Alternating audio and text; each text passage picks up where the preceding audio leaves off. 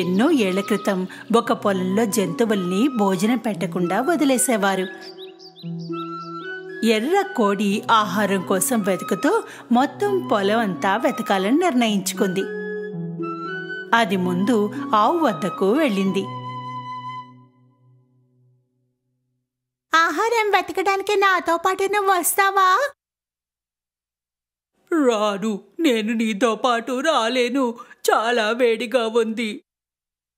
అప్పుడు కోడి పంది వద్దకు వెళ్ళింది. ఆహారం వెతకడంలో నువ్వు నాకు సహాయపడగలవా? లేదు, నేను రాలేను, చాలా వేడిగా ఉంది, ఇక్కడ నుండి కదలడం నా వల్ల కాదు. తర్వాత కుక్క దగ్గరకు వెళ్ళింది. ఆహారం వెతకడంలో నువ్వు నాకు సహాయపడగలవా? లేదు, నేను రాలేను, ఇక్కడ చాలా వేడిగా ఉంది, నేను ఇంకా నడవలేను కూడా. చివరికి బాతు వద్దకు వెళ్ళింది. ఆహారం వెతకడంలో నువ్వు నాకు సహాయపడగలవా? లేదు, నేను రాలేను, ఇక్కడ చాలా వేడిగా ఉంది, నేను నీటి నుండి బయటకు రాలేను. అందరూ తనతో రావడానికి నిరాకరించారు.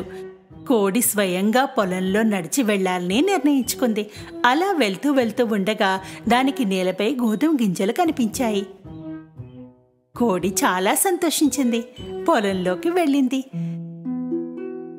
అది గోధుమ గింజల్ని తినాలని నిర్ణయించుకుంది. తన మిత్రులెవరైనా తనకి సహాయపడతారా అని ఆలోచించింది. ఆవు, నాకు గోధుమ గింజలు కనిపించాయి, నువ్వు నాతో కలిసి తింటావా?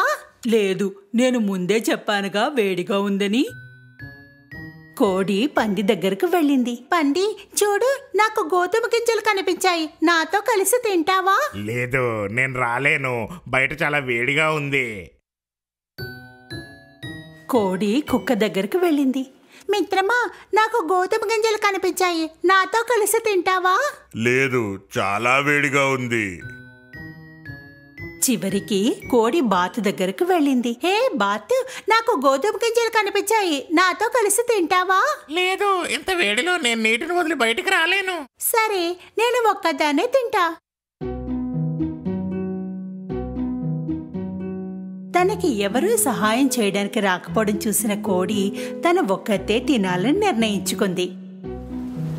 వారాలు గడిచిపోయాయి. వర్షాకాలం మొదలైంది. విత్తనాలు మొలగసాగాయి.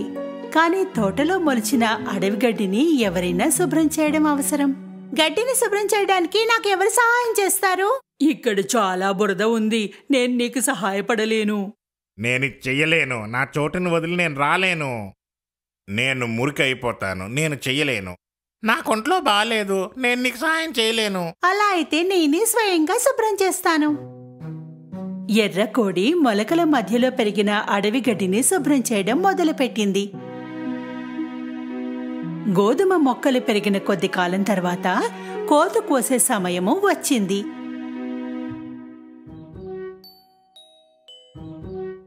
కోడి తన మిత్రుల వద్దకు వెళ్ళింది. పంట కోతలో ఎవరైనా సహాయపడగలరేమో అని. ఆవు, గోధుమలు మొలిచి పెద్ద మొక్కలయ్యాయి, పంట కోతకు సహాయపడతావా? లేదు, నేను చేయలేను. పంది, గోధుమ మొక్కలు ఎంత బాగా మొలిచాయో చూస్తావా? కోత కోయడంలో సహాయం చేస్తావా? లేదు, నేను చెయ్యలేను, నాకు చెయ్యాలని లేదు. బాతు మిత్రమా, గోధుమలు మొలిచాయి, పంట కోయడంలో సహాయపడతావా? ఏంటి, నేనా? అస్సలు చేయను. ఓ బాతు మిత్రమా, గోధుమలు మొలిచాయి, పంట కోయడంలో సహాయపడతావా? అనుమానమే లేదు. సరే అయితే నేనే స్వయంగా చేసుకుంటాను. ఎర్రకోడి అర్ధరాత్రి వరకు పనిచేసింది. అది గోధుమ గింజల్ని ఒక్కొక్కటిగా కోసింది.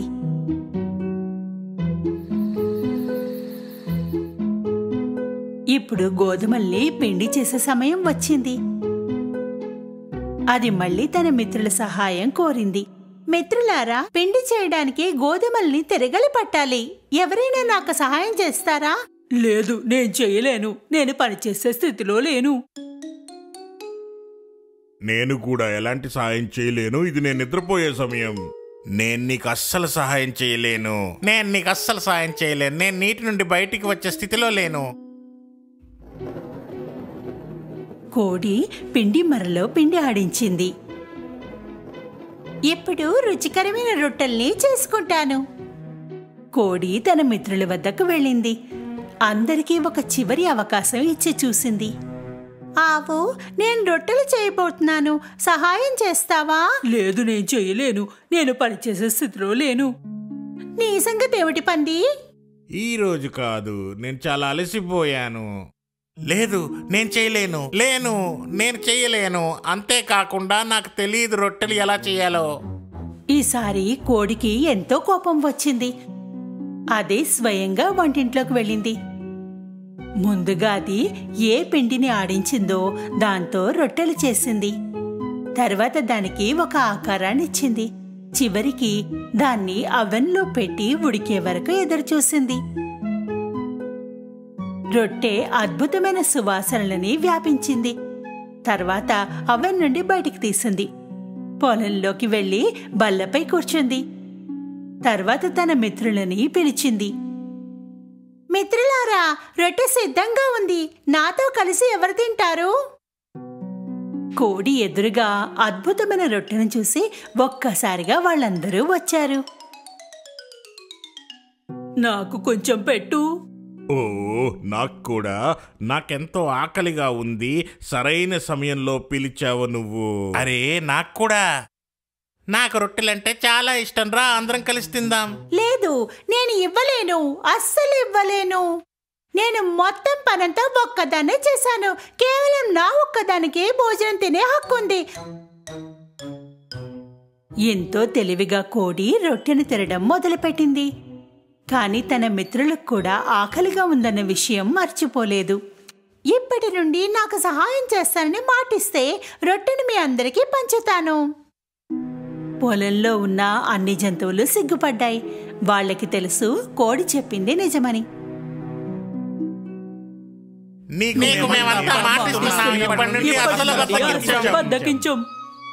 కోడికి తెలుసు తన మిత్రులకు మంచి గుణపాఠం దొరికిందని. అప్పుడు తన రొట్టెని వాటికి పంచింది. ఒక మంచి భోజనంతో పాటు వారంతా కడుపు నిండా తిని సంతోషించారు.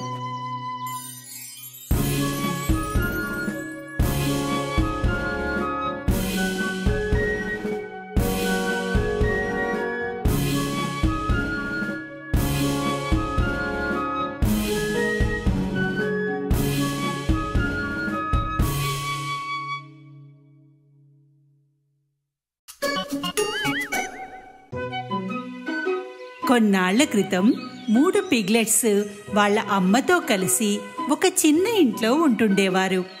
ఆ ఇంటిని వాళ్ళు వదిలి వాళ్ళ కాళ్ళ మీద వాళ్ళు నిలబడాల్సిన సమయం వచ్చేసింది. వాళ్ళ అమ్మ ఆ ముగ్గురిని తన దగ్గరికి పిలిచింది. నా పిల్లల్లారా, ఇప్పుడు సమయం వచ్చేసింది. మీరు ప్రపంచాన్ని చూడాలి. ఈ కొత్త జీవితాన్ని ప్రారంభించండి. మరచిపోవద్దు, మీరు ఏది కావాలన్నా చెయ్యండి. పూర్తి మనసు పెట్టి చెయ్యండి. జీవించడానికి ఇదే సులువైన పద్ధతి. కొంత ఉదాసీనంగా, కొంత ఉత్సాహంగా వాళ్ళ అమ్మని కలిసి 3 పిగ్లెట్స్ బయలుదేరారు. కొంత దూరం వెళ్ళాక వాళ్ళకి ఒక స్థలం కనిపించింది. అక్కడ వాళ్ళు తమ ఇంటిని కట్టుకోవచ్చు.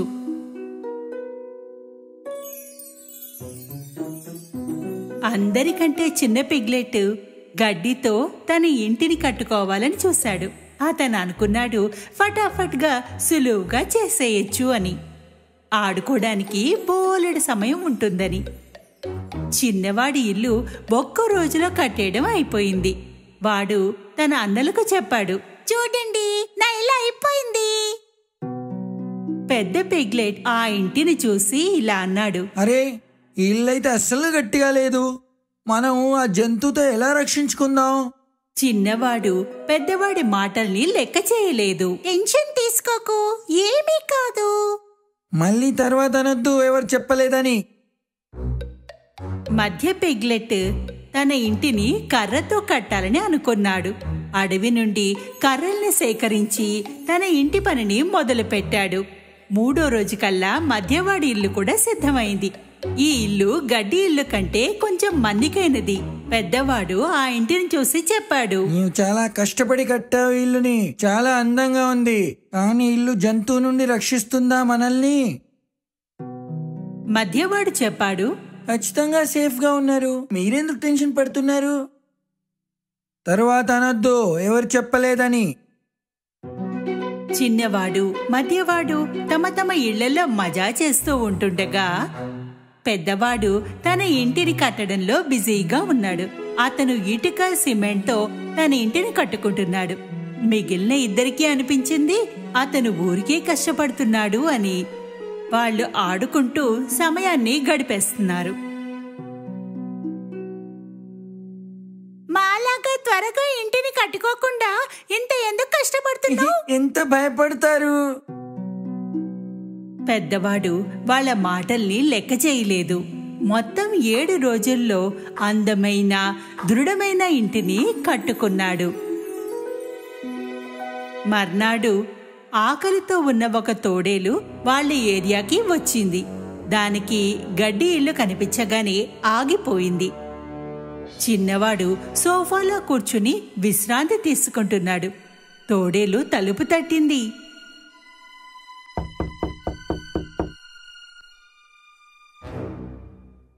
తలుపు తీ, నేను లోపలికొస్తా. నీవు తీయకపోతే 2-3 సార్లు ఊది మీ ఇల్లుని కూలగొట్టేస్తా. నువ్వేమీ చేయలేవు, నా ఇల్లు మన్నికగలది. తోడేలు గట్టిగా నోటితో గాలిని ఊదింది. ఇల్లు కూలిపోయింది. కానీ చిన్నవాడు ఎలాగో అలాగా పారిపోయాడు. పరిగెడుతూ మధ్యవాడి ఇంటికి చేరుకున్నాడు. వాడి ఇంటి తలుపు తట్టగానే మధ్యవాడు తలుపు తెరిచి చూశాడు. చిన్నవాడు లోపలికొచ్చి దాక్కున్నాడు. త్వరగా తలుపు మూసి, తోడేలు వచ్చేస్తుంది. భయపడకు, వాడి ఇంట్లోకి రాలేడు. ఈలోగా తోడేలు అక్కడికి చేరుకుంది. తలుపు తీ, నేను లోపలికొస్తా. నీవు తలుపు తీయకుండా ఉంటే 2-3 సార్లు ఊది మీ ఇల్లుని కూల్పేస్తా. నీవేం చేయలేవు.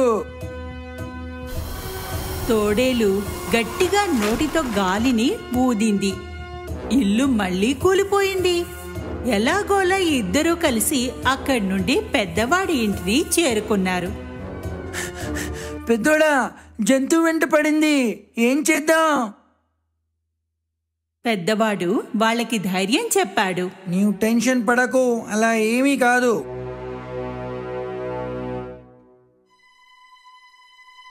కొద్దిసేపటిలో ఆకలితో ఉన్న తోడేలు ఇక్కడికి కూడా వచ్చింది. తలుపు తీ, నేను లోపలికొస్తా.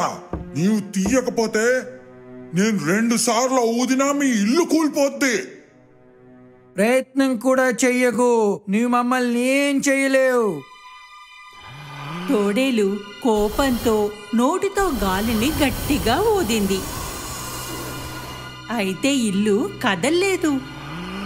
ఏ మాత్రం కదల్లేదు. ఒక్క ఇటుకని కూడా కదపలేకపోయాడు. అలసిపోయి ఓడిపోయి వాడి ఇంకో విధానం ఆలోచించాడు. ఇంటి పైన ఒక చిమ్నీ ఉంది. దాని పైకి ఎక్కసాగాడు. దాన్ని ఎక్కడం చూసి లోపలికి రాకుండా ఆపడానికి ఫైర్ ప్లేస్లో మంటని వెలిగించాడు. దానిపైన ఒక నీటి కుండని పెట్టేశాడు. తోడేలు చిమ్నీ పైకి చేరుకుంది. కిందకి వెళ్ళసాగింది. తిన్నగా మరుగుతున్న నీటిలో పడిపోయింది.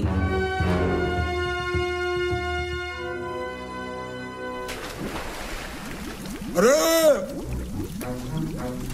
అరే, రక్షించండి, రక్షించు, కాలిపోయింది, నన్ను రక్షించు. తోడేల్ని ఓడించాక పిగ్లెట్స్ సంతోషంతో ఒకరిని ఒకరు హత్తుకున్నారు. 3 సోదరులు కలిసి మర్నాడు ఈ కథని చెప్పడానికి తల్లి వద్దకు వెళ్లారు.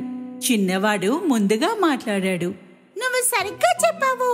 ఏ పని చేసినా పూర్తి మనసుతో చెయ్యి అని, మనసు పెట్టి చెయ్యి అని, అప్పుడే విజయం సాధిస్తాం. ఆ రోజు నుండి చిన్న మధ్యవాడు కలిసి బద్ధకాన్ని వదిలి పెద్దవాడిలా కష్టపడసాగారు. సంతోషంగా జీవితాన్ని సాగించారు.